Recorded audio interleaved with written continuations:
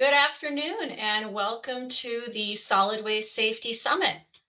My name is Reagan Bissonette. I'm the Executive Director of New Hampshire Recycles, and today we will be talking about lithium-ion battery safety and fire prevention. This meeting is being recorded and everyone will get a copy of the recording after the event. So as I said, we're focusing today on lithium-ion battery safety.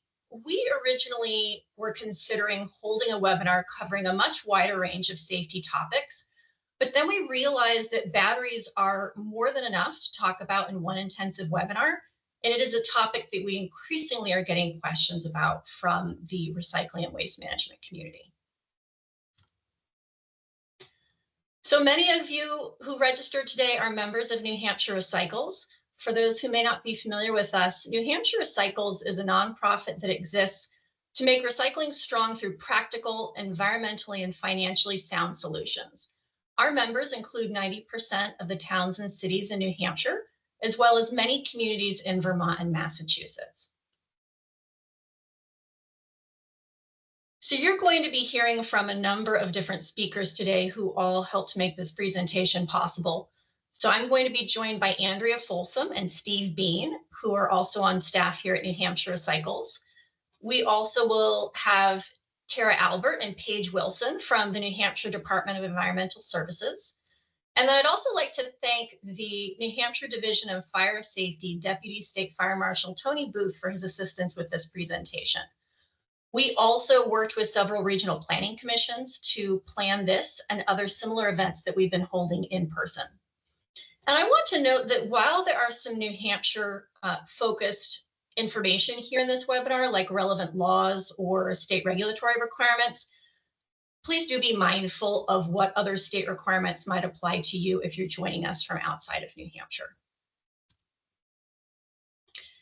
Now, this webinar is made possible in part thanks to a grant from the U.S. Department of Agriculture. And the U.S. Department of Agriculture is interested in solid waste safety due to the connection with clean water. So as we will talk a bit more about today, fires that are caused by damaged batteries can release toxic runoff that can enter rivers, lakes, and reservoirs.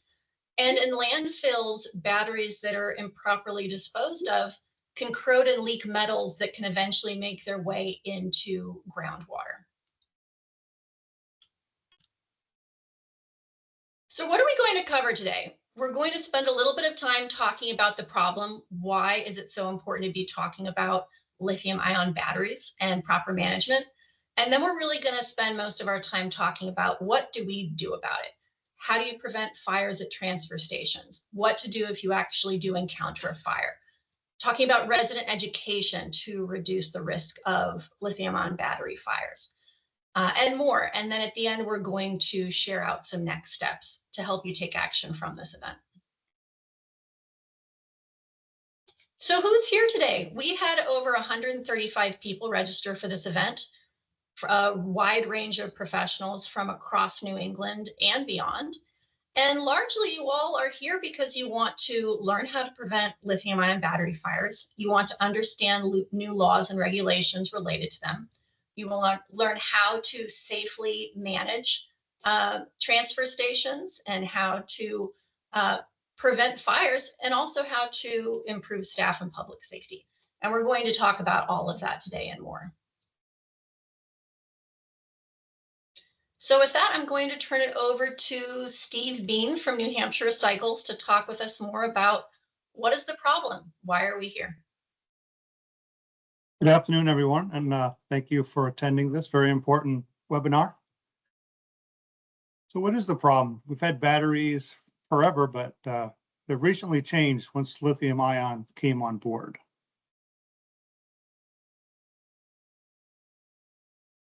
What is a lithium battery? They come in four major types. The pouch cell on the lower right, that's more common with cell phones and laptops. That's probably the most common you'll see. Then if you have any small devices with button cells on the lower left. And one thing that's fairly new is the cylindrical, which is your typical AA, AAAs. Till recently, you didn't see too many lithium-ion batteries in that form, but we're starting to see them now. So all these batteries have that lithium ion. They're all need to be recycled, and they're all very volatile in certain conditions. Lithium ion disposal.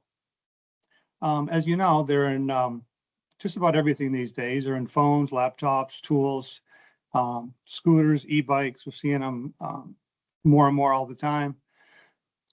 And when they get improperly disposed, that's when we have the problem. They get crushed, they get compromised, they get put in recycling streams that don't belong there. And once they do catch fire, they're incredibly difficult to put out.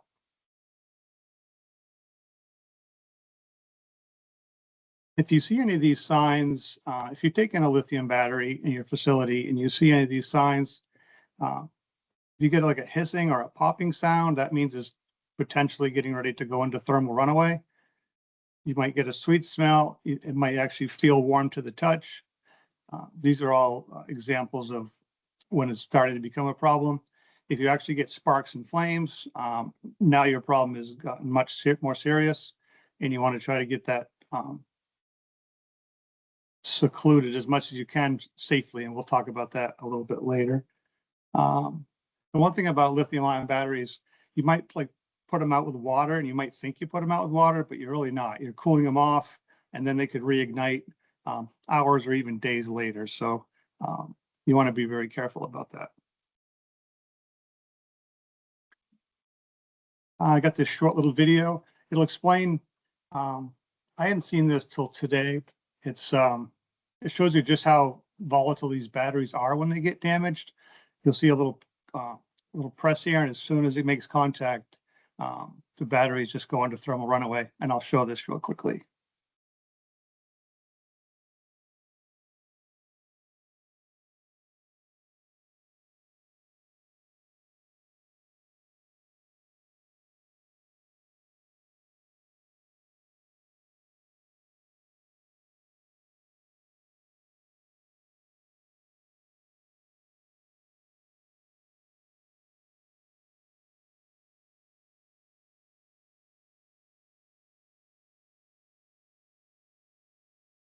Yeah, so as you can see, it was immediate, it was swift, it was severe.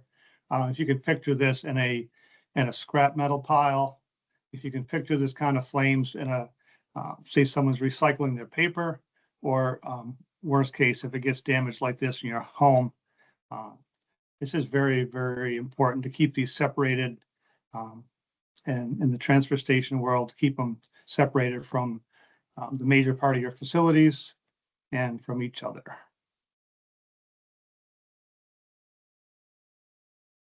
So part of the reason we wanted, other than the fire, we really want to make sure we keep these batteries separated from,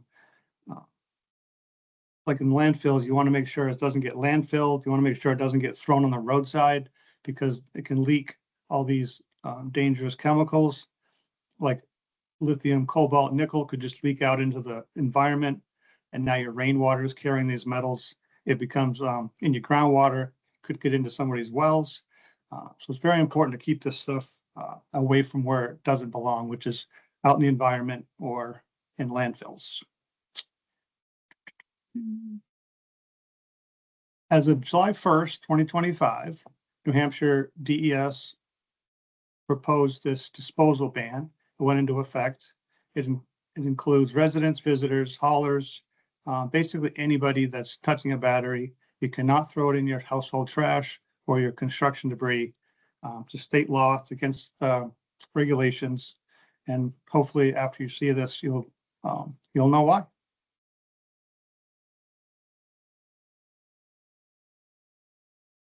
All right, one of the things we've had big issues with in New Hampshire Recycles recently is scrap metal. These batteries are getting put in the scrap metal. So if you picture the process, they're getting put in an open top, they're getting crushed down by a loader, they're getting baled at the facility, they're getting shredded ultimately. So any of these batteries that are found in the steel can become enormous fire hazards, explosion hazards. And also gas. We don't want propane tanks, obviously, oxygen tanks, and gas and oil. In the last 3 years, we've seen 170 prohibited items in the scrap metal loads. And most of those were lithium ion and lead acid batteries. So we're really seeing a lot of those. In just that time frame, it resulted in $42,000 in fines for our members. But it's such an incredible fire and safety risk that they have to impose those fines to try to keep people and make sure everybody's doing the right thing. Where are you finding these batteries? Well, the quick answer is almost everywhere, but they can be found in your scooters, hoverboards, lawnmowers, power tools.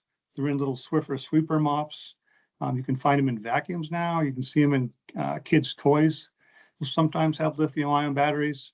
But basically, if it's been powered at all, whether it's a cord, motor, if it's rechargeable at all, chances are it's a lithium-ion battery. So that's the first clue. Anything that's rechargeable needs to go to your transfer station and be recycled. One of the things we talk a lot about is two-stage separation when it comes to metal collection. You don't want your residents putting anything directly into the scrap metal container. For one, they're not as educated as the transfer station workers. They either don't know, and they just will just throw that right in the metal and it'll become a huge issue.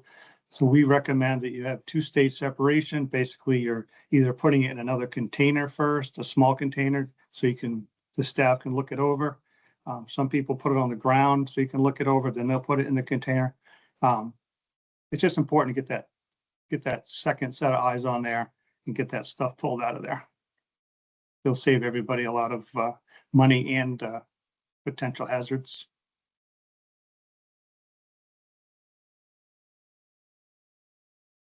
I believe I'm going to send this over to Andrea Folsom, our education manager. Great, thank you. So I'm going to go over 3 real-life examples that we saw here in New Hampshire where lithium-ion batteries played a role in a fire at a transfer station. So we're going to look at Lee, New Hampshire, Pelham, and Keene. And for all of these, many battery-caused fires, it's hard to know whether or not these fires were actually caused by batteries, because if there is a total fire, it can be hard to know what caused it. But in these 3 fires, they were able to identify that they were indeed either caused by batteries or that lithium-ion batteries played a significant part, and you will see why.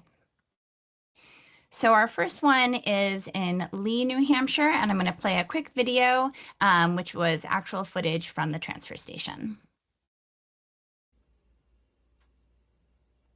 You can see the fire quickly developing. And immediately it's even bigger.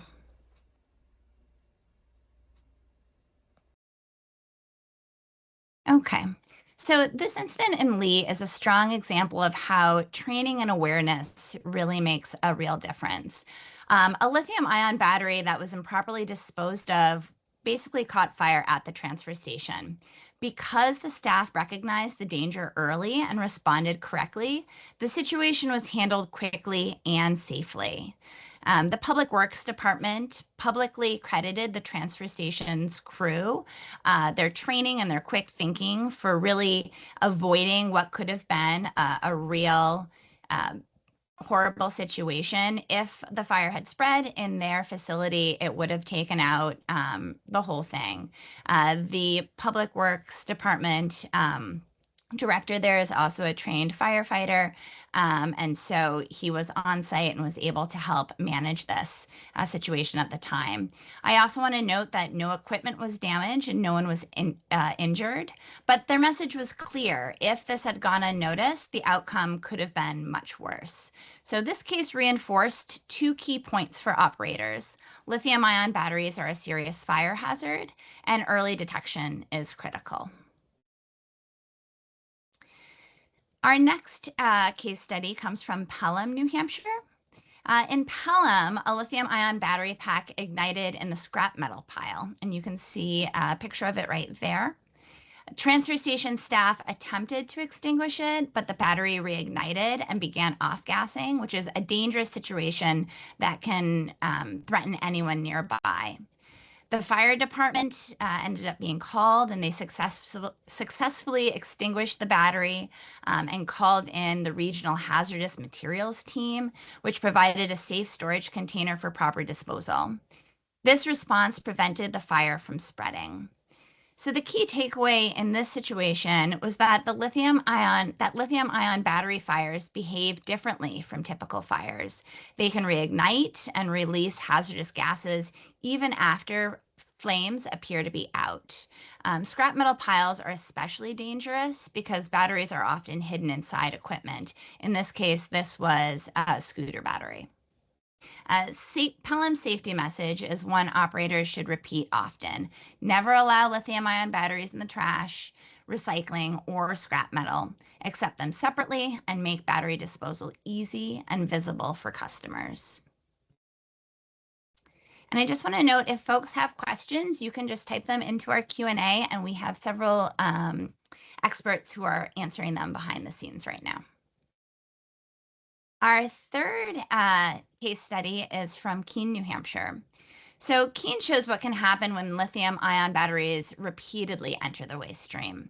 So the transfer station experienced multiple fires over a short period, including 3 fires in 1 week and additional fires later in the year.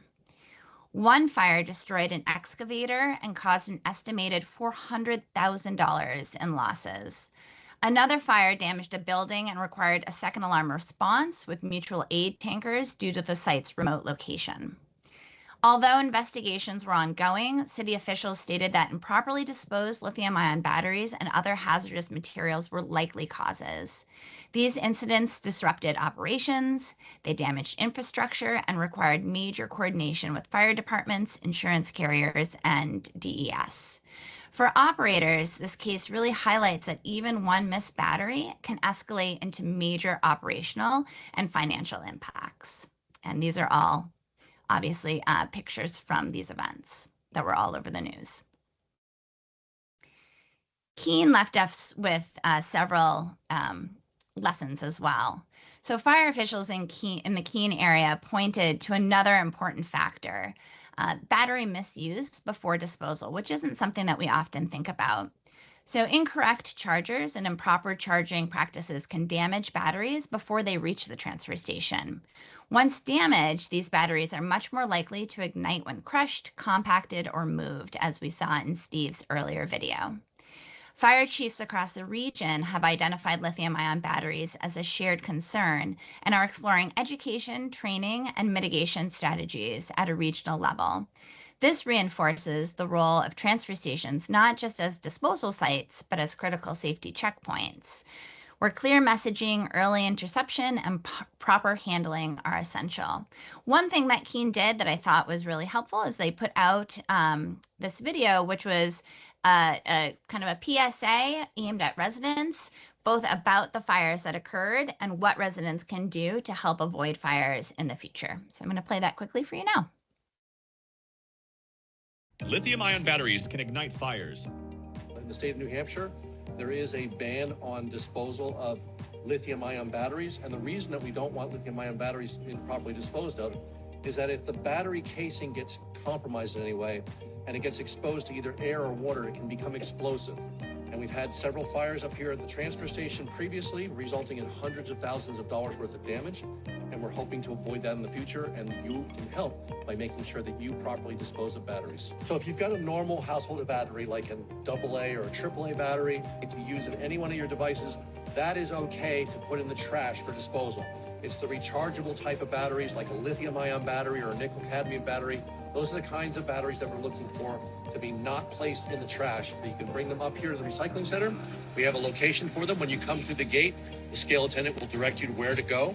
And we have a drop-off area here for these batteries. And that way you can be assured that you're disposing of these things properly. So across all these case studies, the pattern is clear. Lithium-ion batteries are driving many of today's solid waste and recycling fires. They're often hidden inside everyday items and enter facilities unintentionally. The difference between a close call and a catastrophic loss often comes down to staff awareness, early detection, and proper procedures. Facilities that slow the stream, separate batteries, and empower staff to intervene early are seeing better outcomes. So the goal of this training is to help operators recognize risks sooner, respond safely, and prevent these incidents from happening in the first place. So with that, I'm going to turn it back over to Steve to talk about exactly how we're going to do that.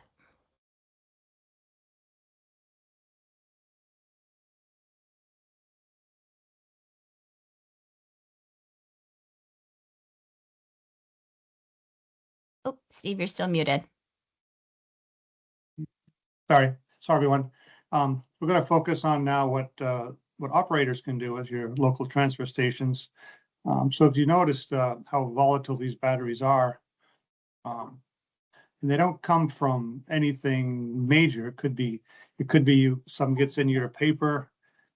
You go in there with your bucket, you scrape it along the floor. That'd be enough to set it off possibly, or if you get.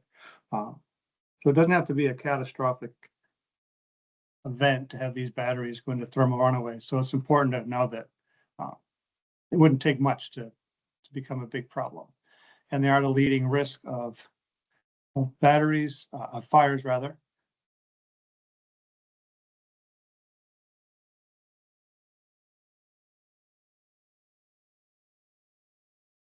Transfer station.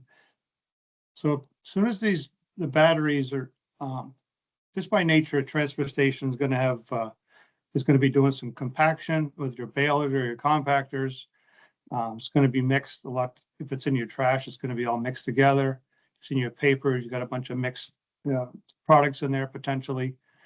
That's when it really can, it can really become a problem, because not only does the battery itself have its own fuel, but as soon as it gets set off, goes into thermal runaway, and it's near paper, cardboard, anything else that adds fuel to that, that's when things can escalate really quickly. And some of the risks are obviously the batteries, your scrap metal pile because of the batteries and gasoline in there, and then any containers that are mixed. This is probably the most important part of this, as far as I'm concerned, is what to do when the residents bring them to the transfer station. I know they come in from past experience. A lot of them come in a jar. It might have lithium-ion batteries in it. It might have button batteries. It might be a plethora of all kinds of different types. It's important to pull these types out, get them separated, get the tape on there, tape the contacts, or put them in a bag, and that'll prevent the contacts from contacting each other. And you want to put them in like a plastic container, like the lower left-hand picture of the kitty litter container we're all familiar with. Those are great. They hold a lot of weight, and they have lids when you're trying to ship them out. And it's important to ship these batteries frequently. You don't want to have those yellow containers, all these batteries sitting at your facility for months and months on end. You're just only asking for trouble at that point. So get them shipped out with your battery, however you send your batteries through. A lot of times it's an e-waste company. And then one thing I forgot, it's really important to have a designated area that these batteries are landing. I've been to places where some people keep them in their office. That's not good. They start to get spread around the facility. You really need to have like a collection point, and then a point where you're actually able to do the collection and do the get those separated and get them in a safe situation. One thing we talked about with some of the batteries are your scooters, e-bikes. A lot of times those batteries are contained, they're embedded in the product that they're running. It's important that you don't try to take these apart. Some are as simple as a screw, and you might be able to lower a lid. It might pop out. That's perfect. But a lot of them are embedded in the product, and you need to just send this product like with your e-waste and let them do it at their facility. The last thing you want to do is get in there with a pry bar, screwdriver, and now you've set this thing into thermal runaway. You've got a face of off-gassing, and nothing good can happen. And as we talked about, tools, equipment, appliances, they're in a lot of different things, so always be aware. We talked earlier about the two-stage separation. Very, very critical that everything gets looked at, whether it's as soon as a resident hands it to you, you can identify it, see if it has a battery, if it has gas, oil, anything like that. And some places have like a small metal hopper, so you can actually, they can put anything that had batteries in it in this hopper, and then the attendant can take a look at that before he puts it with the metal. It's just super critical, as we found out in the last year or so. One thing we recommend, so before you have a fire, hopefully never, but it's good to invite your fire department to your facility. You could, it's probably going to take like an hour. They're going to come in and they're going to see where you store all your stuff. They're going to know where the propane tanks are. They're going to know where your batteries are stored. So if they come in and there's smoke coming from a certain area of the building, and they actually know that that's where your batteries are stored, then that kind of gives them a heads up on that. And they know where all that stuff is. It's just one step quicker, and every second may count. And then a lot of facilities I've noticed don't have actual instructions by the telephones on how to call 911. Do you need to call a number 9 to get out of the facility? And then have your facility address there, because when everything is happening, sometimes you'll forget the simplest things like where you are.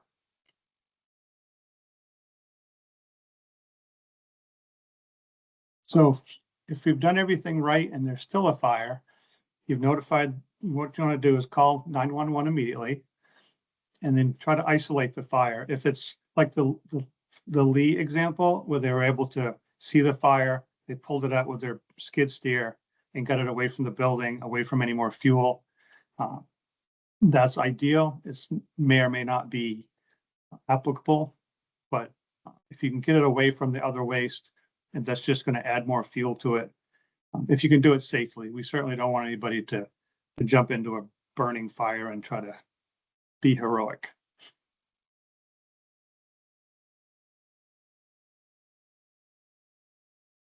And one thing, like if you know it's a lithium fire, you got to be aware that this isn't just not gonna throw a fire extinguisher.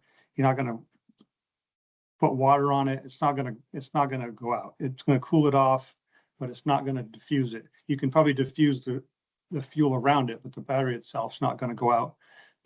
So if you do get one of these that a battery and it's kind of gone out, you need to put it into a DDR kit, which we'll talk about in a minute.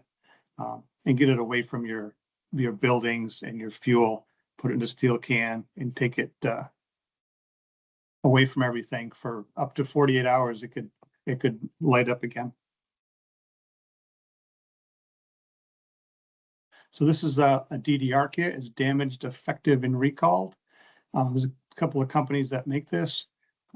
This one in particular is a 5-gallon pail.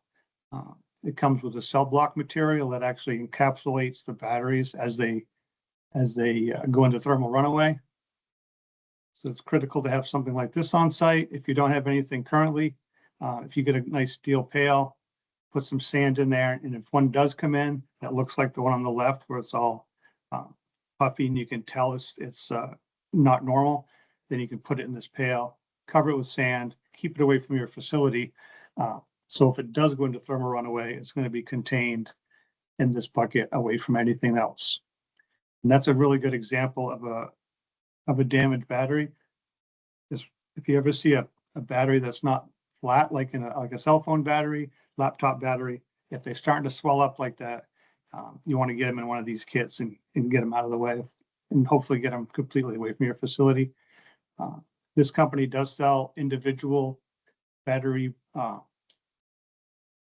and they're fireproof. So you take a lithium battery like this that's swollen, you put it in the envelope, into the fireproof envelope, put it in the thing and get it sent so you can have it off your facility immediately.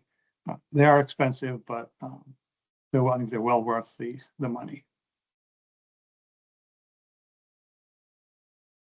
with some staff training. As we know, in this business, there's a lot of turnaround lots of times with your staff. So it's important to stay on top of the training. You might have a guy that started 2 weeks ago. He might get a battery in. If he doesn't know what to do with it, he might just put it on a bookshelf or put it in the office. And then if something happens, then you've lost the whole building. So just make sure that they're trained on everything we're talking about today, that they know what to do with the batteries, they know how to store them, and make sure everybody on staff, not just a few, but everyone that's going to be involved. Education, that's not my deal. That's Andrea's. That is me. Okay. So resident education. Most battery fires really begin with well-intentioned residents who just don't know the rules. So clear, consistent education, it really helps reduce confusion and keep dangerous materials out of the waste stream. I believe, and I will preach it till the end of time, that education is one of the most powerful safety tools that you have. So we're going to talk about it a little bit more. So in order for us all to provide education, it's really helpful to understand lithium-ion batteries, which we've talked about, battery fires, which we've talked about, and then the battery recycling process. So in order to better understand the battery recycling process, I have a quick video that I'm going to share. It's actually about 7 minutes long, so it's quick-ish, but it is really helpful to understand the full process of lithium-ion battery recycling. So I have some questions. What happens to the lithium batteries inside of your cell phone at the end of its life? What happens to the lithium batteries inside of your tools? And most importantly, what happens to the lithium batteries inside of electric vehicles? Are they thrown in landfills? Are they recycled? A lot of questions to be answered. Let's get started.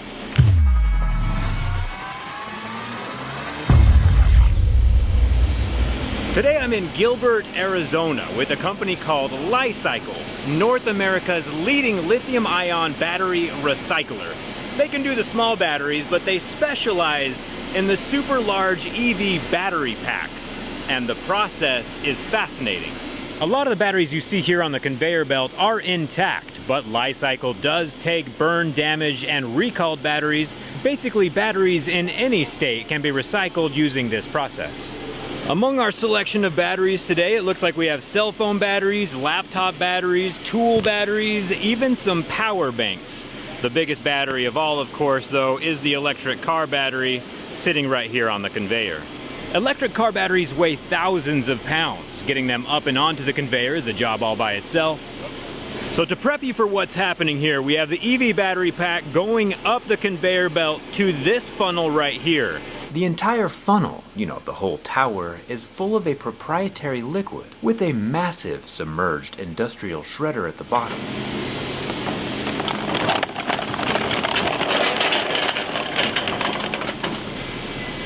I even found an old Nokia battery, a relic from times gone by.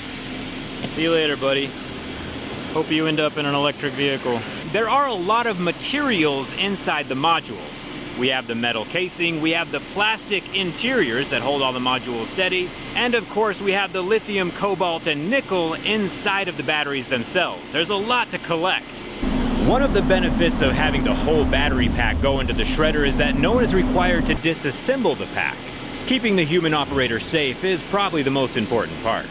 After the batteries are ground up, they go from a charged state to a completely inert state. There is no electricity in the materials after the blender. It's getting kind of loud, but you can see them flowing through here down to a screen where the plastics get vibrated up to this chute here where they're dropped down into a recycling bag for further processing. But you're probably not here to see how the plastic is separated from the battery. We're here to see what happens to the lithium, the cobalt, and the other precious metals. After the electric vehicle battery is dropped into the shredder, it gets ground up into small metal flakes, which sink to the bottom of the tank and get conveyored up and out of the liquid like you're seeing here. Coming out of the vibrator, we have aluminum, steel, and copper, and sometimes even some sweet metals that come off the circuit boards, like gold, platinum, and palladium, all collected in bags to be recycled later. With how valuable and useful these internal materials are, no one should be throwing them in a landfill.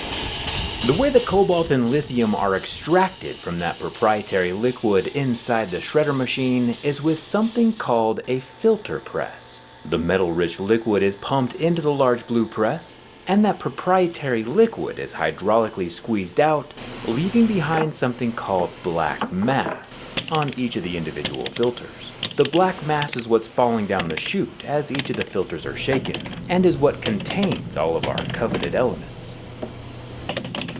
The black mass has been valuable enough to be called the new gold. It really is the most valuable part of this entire process and what Li-Cycle is after.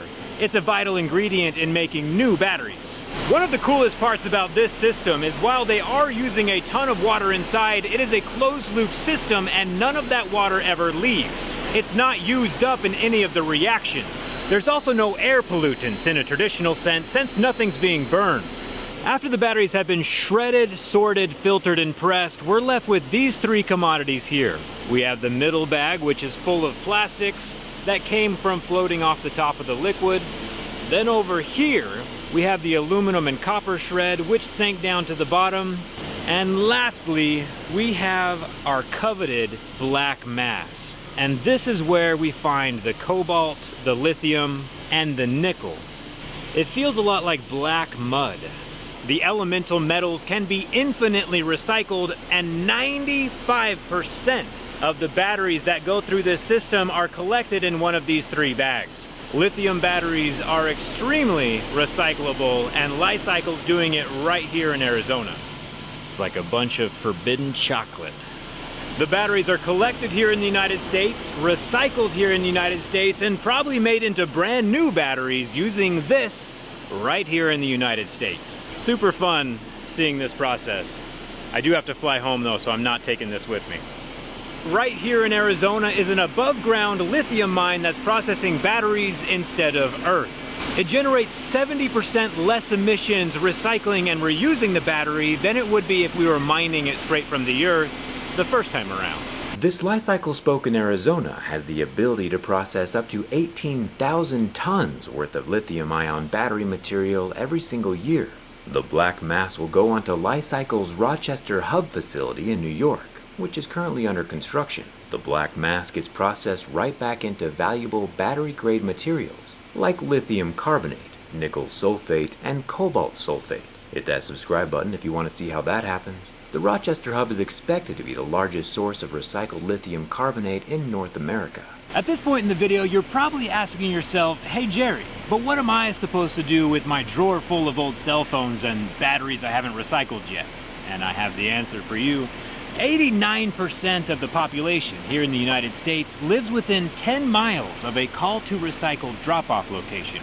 Most often found in Home Depot, Lowe's, Staples, or Office Max, old batteries and cell phones go in and they're shipped to a recycling place just like this, so they can be turned into your next cell phone or next EV. So now if you see someone online suggesting that lithium batteries are thrown into landfills or not recycled, this would be a good video you can share with them. It's a pretty fascinating process. Huge thanks to Li-Cycle for letting us come tour their massive facility. I learned a lot today, and I hope you did as well. Hit that subscribe button if you haven't already, and thanks a ton for watching. I'll see you around. All right. I hope you guys found that as helpful as we did. I know it's a little long, but we really felt like all of it was super helpful.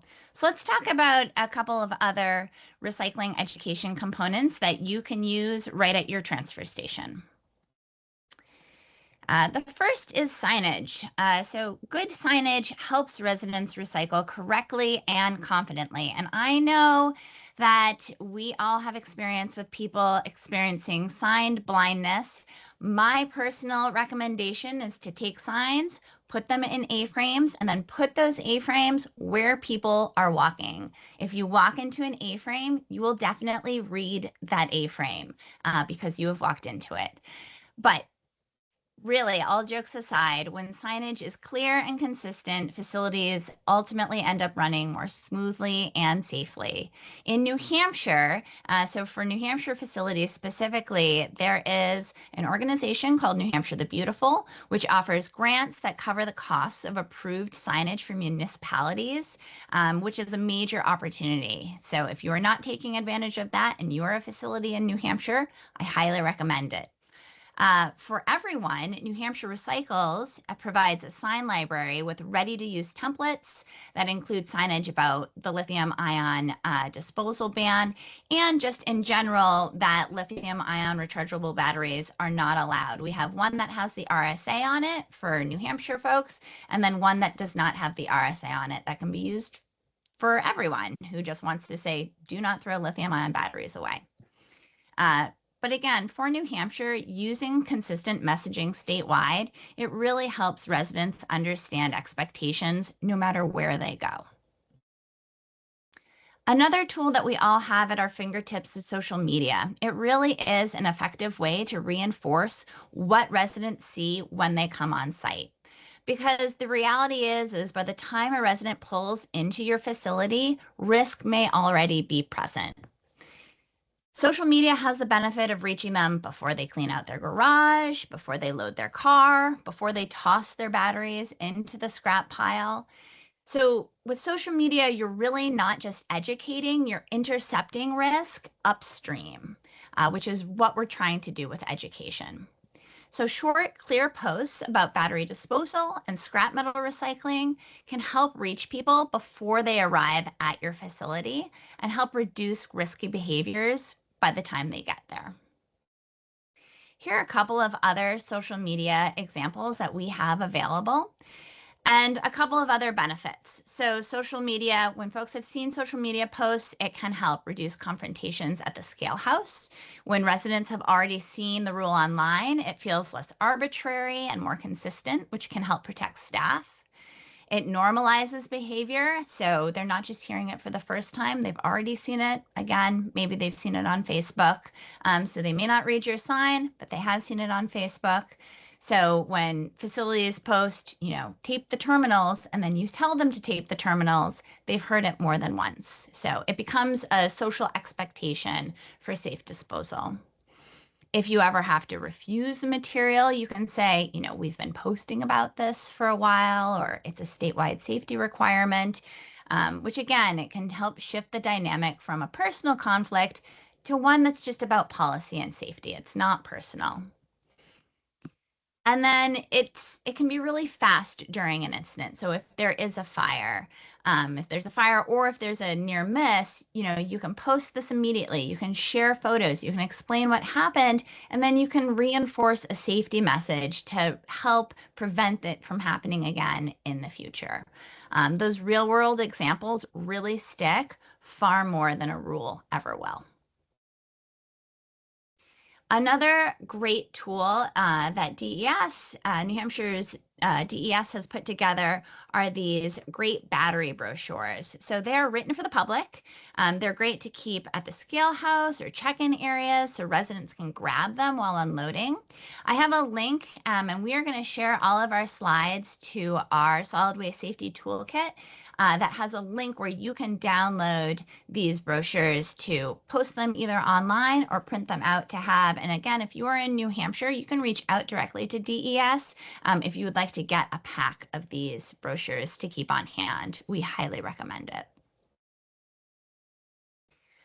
Finally, you're going to have to just talk to people about battery safety. And I know that there is a lot happening when it comes to working with folks at the transfer station. But really, when it comes to batteries, you don't have to have a long conversation. It doesn't have to be a lecture. It really can be just a 1-minute conversation where you are explaining that rechargeable batteries cause fires, they have to be recycled, and where to put them. You're keeping it calm and consistent, where the goal is safety and not blame. So I'm going to quickly go through your 10-second or your 1-minute conversation. So basically what we're going to do is explain, direct, and thank, and that's it. So the explain part is your 10-second fire risk explanation, and you don't need to go into any more than that. So this one's quick. Lithium-ion batteries can start fires if crushed or punctured, even if they look dead. That's even a little long. You can just say, hey, that battery can start a fire, or we see fires start this way. So that's why they're not allowed in the trash or scrap metal. That's it. Batteries cause fires. The next thing you're going to do is direct. So now that they know that batteries are dangerous, you need to let them know what to do with those batteries. This is going to really depend on your facility. So you're either going to direct them to your battery sorting area that Steve talked about, or to a local battery recycling location, such as Staples, Home Depot, Batteries Plus, if you're in New Hampshire. If you're in another state, maybe you're in Vermont and you have access to the battery network, you can direct them there if you don't have it at your facility. So again, quick, clear instructions, and you are pointing, if it's at your facility, you are literally pointing while you do this. So, if you can just put it over there, if you need them to cover the terminals, you can tell them, please just tape the terminals and drop it right over there. So it's very clear and very quick. And as Tara likes to say, we're also trying to say this with a smile, if possible. And then we're just thanking them. We're closing out the conversation, and we're trying to close it out positively. Again, keeping it calm, factual, and we're not lecturing.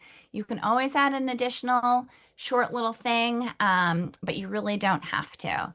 So thanks for helping keep everyone safe. Appreciate you asking. Thanks for helping prevent battery fires. Just really quick.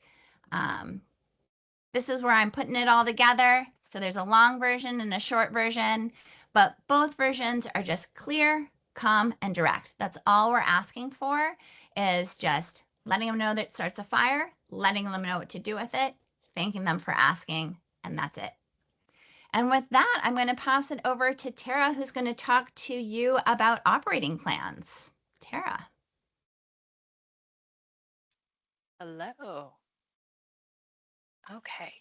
Good afternoon. Today you have heard a lot about safety and fires from experts and colleagues. In the next few minutes, I'm going to be hopefully reinforcing how the New Hampshire solid waste rules can help you be prepared and implement some of the safety strategies you have heard today.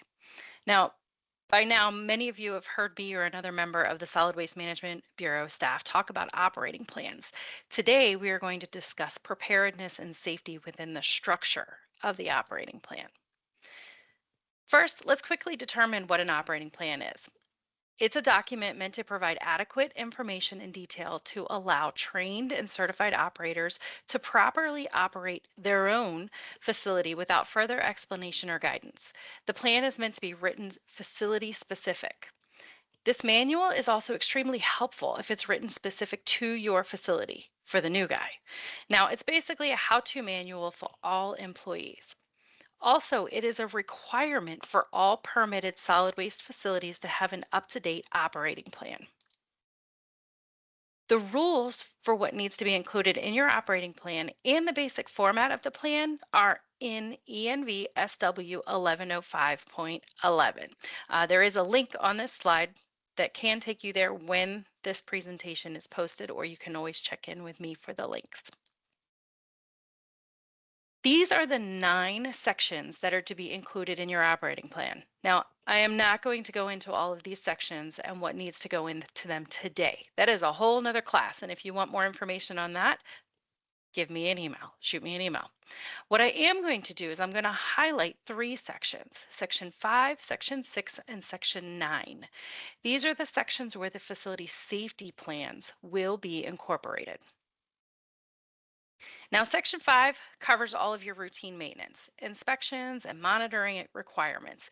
These are the things that you do to ensure the integrity of the facility operations, including a description of the measures to be undertaken to monitor and inhibit these things listed on the screen. So we're talking about spontaneous combustion, other fire hazards. Hey, that would be your batteries. Odors, dust, spills, basically any of those things that could happen. What are you going to do? Basically, what do operators do at your facility on a normal basis to ensure that fires do not happen, that odors don't happen, that these things listed are not happening? So, when we're talking about batteries, are you prepping your batteries? Are you checking the loads when they come in? Are you checking on your fire suppression systems, fire extinguishers, alarms, making sure that the signage is up to date and correct? That is all part of that preparedness. Now, section 6, this is the contingency plan. Basically, in case something happens, what do you do? There are some very prescribed things that need to be entered into a contingency plan according to the New Hampshire Department of Environmental Services rules. However, each facility will handle these things a little differently. So you need to identify all reasonably foreseeable emergencies, such as fire, explosion, operator injury, and the like. It's based on the type of facility and the waste being handled. So describe the appropriate response of facility personnel for each emergency identified. Include identification of and telephone numbers for all local and state officials to be notified in the event of an emergency. Additionally, when something does happen at the facility that you didn't even consider, think like a tornado, national epidemic, then update your operating plan on what you did once you have time to sit down and address those concerns so you're not reinventing that wheel. That way, you'll be all settled. Okay. Section 9. Some of you who have been through the operating plan class may see this and go, wait a minute, this is new. It is. It's a completely new section added to the rules in late 2024. However, most of you already have something like this that exists. The operating plan shall provide a site plan detailing the facility layout, including all areas where waste is collected, stored, transferred, processed, treated, and disposed of, as described in Section 3 of the operating plan that you've already created. All areas where the residual waste, if any, is generated and managed as described in Section 4 of the operating plan that you've already created. So we're talking about the hot load pad and traffic patterns, and that is where definitely you could have issues with fires due to batteries. Think of that hot load pad. So this facility site plan should be shared with your local fire department and posted in a prominent location at your facility in case there is an issue.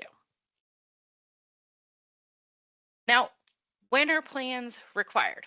All solid waste facilities applying for a permit in New Hampshire are required to prepare operating and closure plans. For your non-permit by notification facilities, DES approves these plans before you can actually implement and start operating. For permit by notification facilities, NHDES does not approve the plans, but you still need to have the plans, and we will be looking for them. I do offer a full operating plan class for New Hampshire facilities. Please check on that SWAT channel or email me for more information. Our next speaker has the contact information for me. Now, the other thing I want to leave you with is you want to update the plans as necessary, but review the plans at least annually. And with that, I will ask Miss Paige Wilson to hop on. Awesome. Hello, everyone. So my name is Paige Wilson. I work with Tara at New Hampshire DES. I'm going to wrap us up before Q&A today and talk a little bit about what to do if there is an incident at your facility in regards to reporting it to New Hampshire DES. So again, this is for New Hampshire operators that are on the call, but for folks that are out of state, I highly recommend that you check with your state's regulations to see if there's any types of similar reporting to your state agency. Alrighty. So in our rules, chapters 1000, specifically section 5.09, it requires permittees to report to the department, meaning DES, all incidents or situations at a facility that might involve an imminent or substantial risk to human health, safety, and the environment. So for example, like the picture on this slide, this is an incident. It's a pile. It's not just a brush pile, but it clearly has, furniture, there's shelving and things like that, and it's on fire, and it probably should not be. So that is an incident that should be reported to DES. So fires like a lithium-ion battery fire, accidents, injuries that might occur at your facility, either with customers or with your staff. For example, there was a case in New Hampshire where a customer fell into a scrap metal pile, and they definitely needed to call us and report that and to do some follow-up reporting. So how soon after an incident should someone contact DES?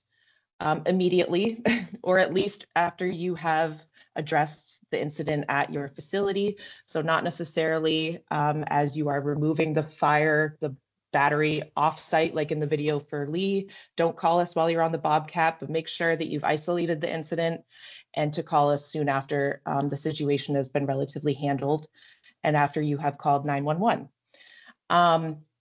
So once calling DES, there is some follow-up that is required. So within 5 business days, there is a incident report form that needs to be filled out. And I do recommend that folks add the phone number to call 603-271-2925 to your operating plan. So as Tara just communicated, that it's important to review and update those operating plans and to make sure that this phone number is included in that, so then your staff know who to call when there is an incident. And as Steve mentioned earlier, it's important to post instructions by your phone and when you need to call the fire department. So again, I recommend kind of including this phone number, 603-271-2925, to that posting near the phone. In general, while we do have a general helpline to assist folks that call us, I just want to reiterate for the folks from New Hampshire on the call that we do have other people designated to help with incidents, like our compliance section, but also we have an engineering and permitting section to help you with your permits and any kind of modifications to your facility.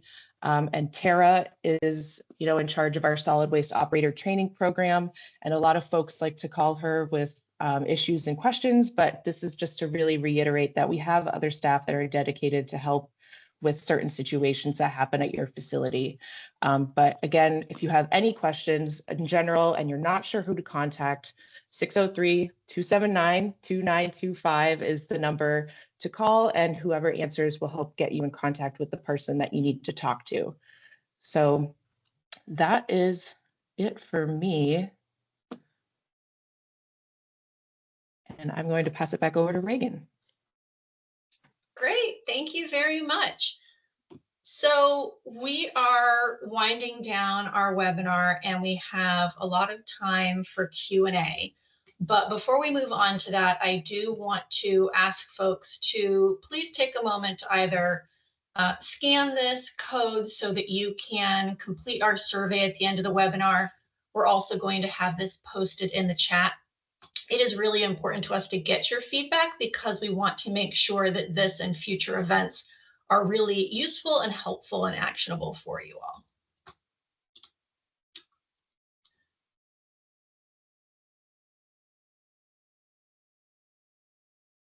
And especially if you are a New Hampshire solid waste facility operator and you'd like DES credit for attending this webinar, you'll need to make sure that you complete the survey.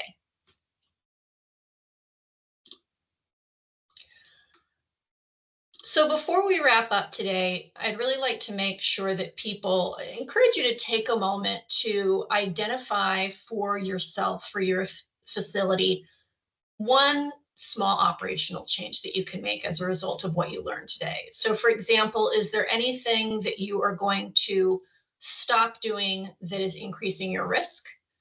Is there anything you're going to start doing that's going to improve safety? And is there anything at your facility that really needs a second set of eyes every single time you're managing a material, especially with scrap metal and battery recycling?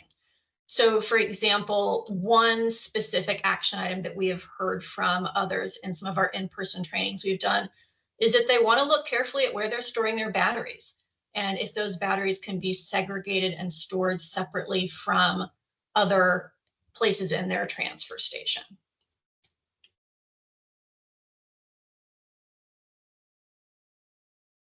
Now we have on our website a solid waste safety toolkit, and this toolkit contains a lot of resources and information and links to what we covered today. So we will also be including that in an email that goes out to everyone. But the key takeaways from today are to catch risks early. So partly that can be done by slowing down your operations, taking steps to protect your staff, facility, equipment, and knowing the signs of a damaged, defective, or recalled battery so that you can watch out for those.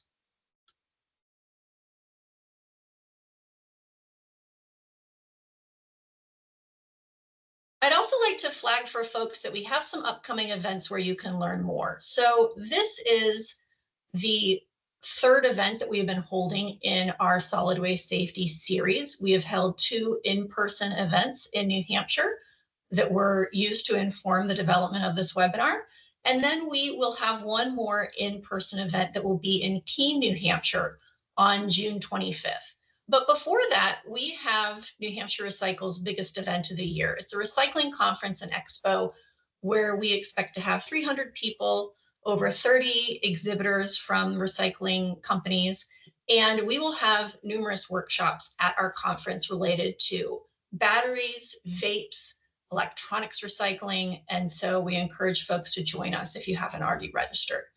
And then for those of you who belong to towns that are members of our organization, we hold regular member meetings, which we refer to as our member operations marketing meetings. And our next one is happening on July 8th at our office in Epsom, New Hampshire. And so at this point, we'd really love to encourage folks to submit any other questions that you might have in the chat.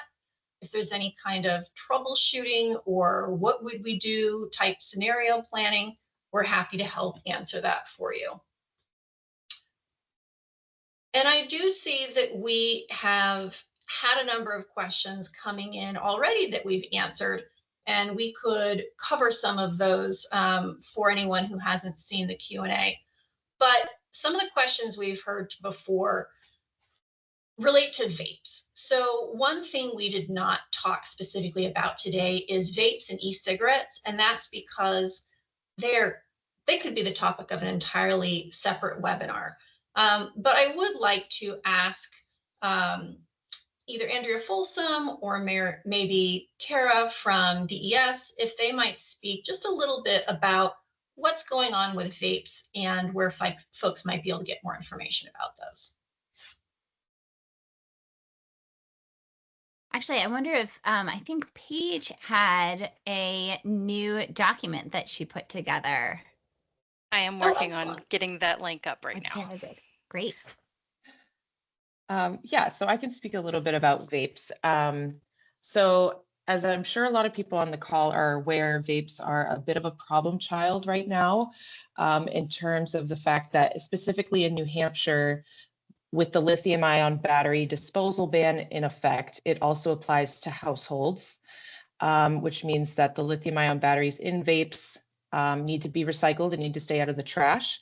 But with the nicotine component of many of the vapes that cannot be separated from the battery, those have to be treated as hazardous waste. And that can be an expense for municipalities to collect vapes and treat them as hazardous waste.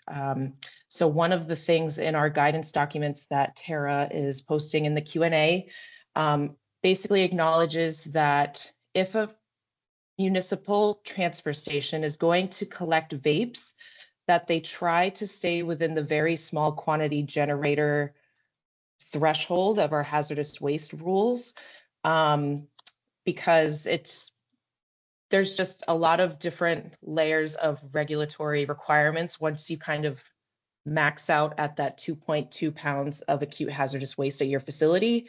So the very small quantity generator aspect of that is a little bit more manageable compared to being a small quantity generator and then a large quantity generator. But ultimately, vapes have to be managed as hazardous waste And we realize that that is an expensive option, but it really is kind of the only option that we have at the moment. So some news, but not the best news.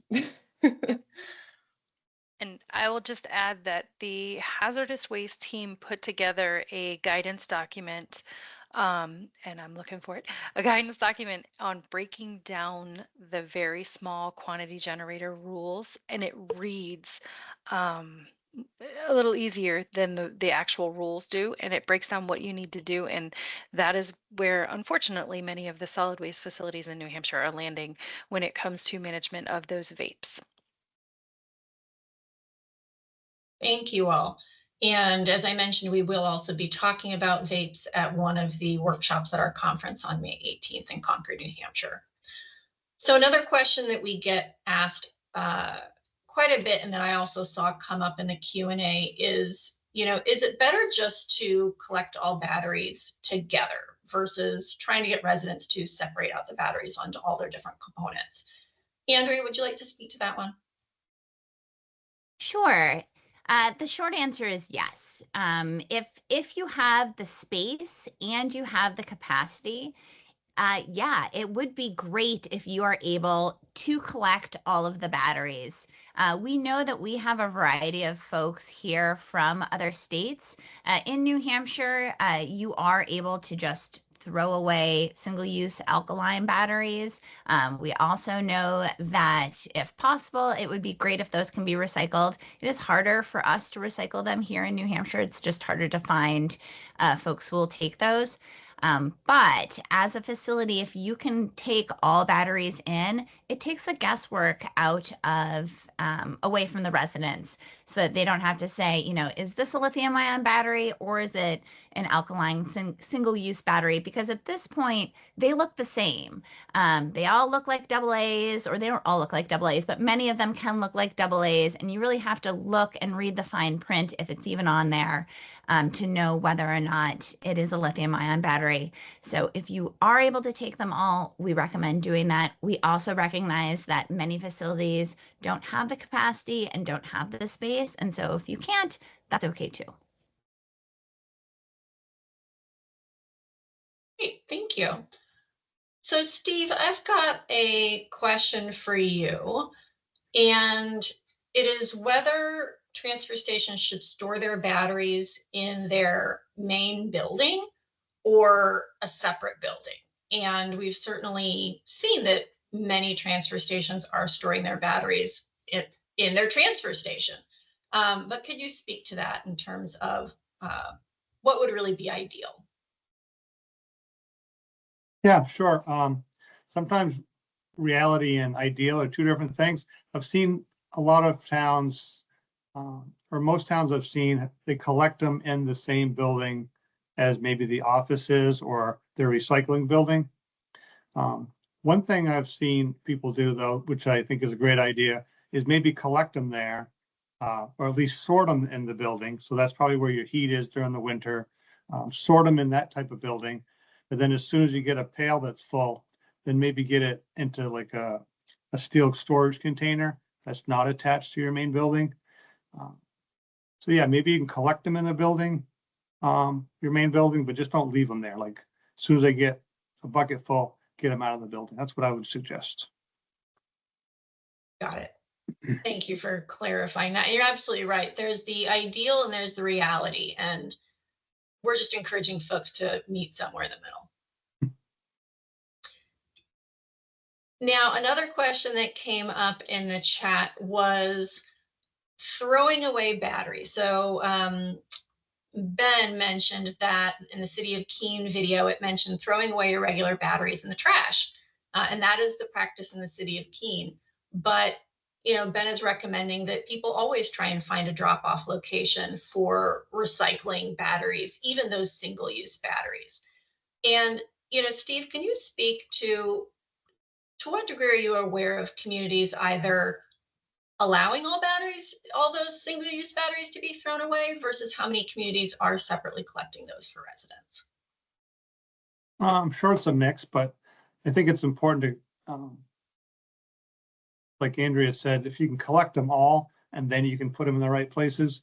I think it becomes a cost issue with alkaline batteries. They can be recycled, but they're generally more expensive to recycle. So for that reason alone, most of the alkaline batteries are getting thrown in the trash.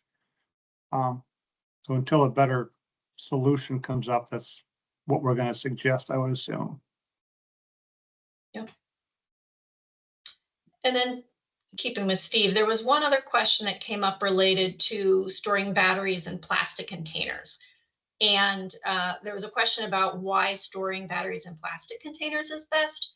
I do know that Anthony Booth chimed in for us and was clarifying that storing batteries in plastic is best for non-damaged batteries, but that if you have any damaged batteries, you want to make sure that those are stored in metal containers. And can you just speak to some of the different types of containers you've seen transfer stations successfully use to collect batteries? Okay. One of our vendors actually has like a 5-gallon plastic pail. And then what you see the most of, honestly, is the yellow kitty litter containers. The transfer stations get them in all the time. They're built to carry a lot of weight, and they have lids. So when you ship them, you can just snap the lid shut. The important thing about the plastic for regular lithium ion is that if you don't have the contacts taped or bagged properly, you don't have to worry about the battery contacting a metal pail. And then, you don't want metal on metal, and then the battery's going to try to, it could cause a spark or something like that. So the plastic is where you want those batteries.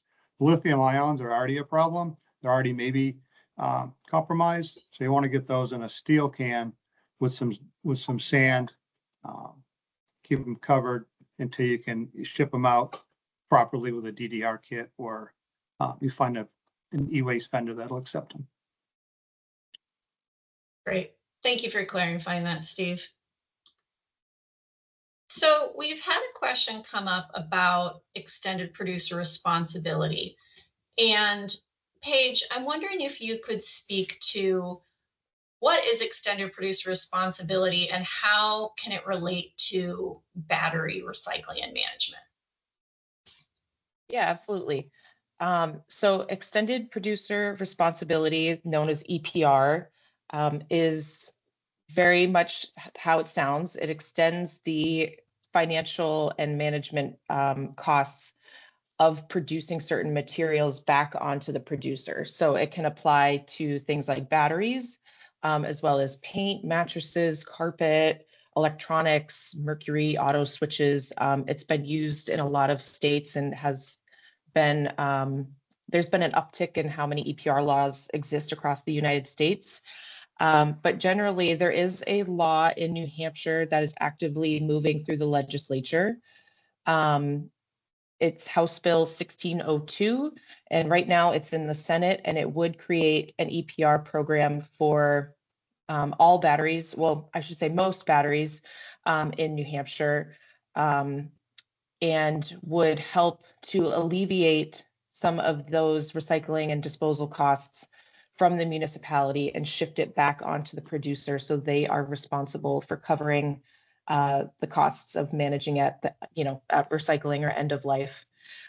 There are some exceptions to the law as it stands right now, including embedded battery devices, because once you get into embedded devices, it gets very complicated and very broad.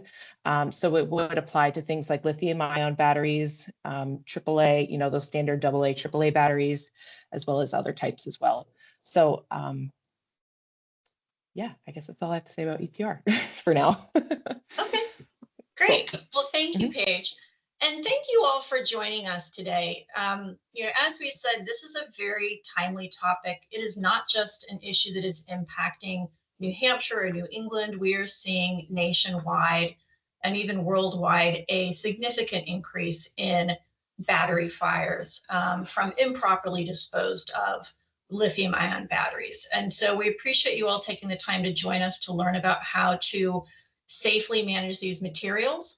Again, I would encourage folks to please take a moment to complete the survey after the webinar ends, because we really appreciate your feedback, and you will be able to help us make this type of educational material better for those who follow. So thank you. Enjoy the rest of your day and stay safe.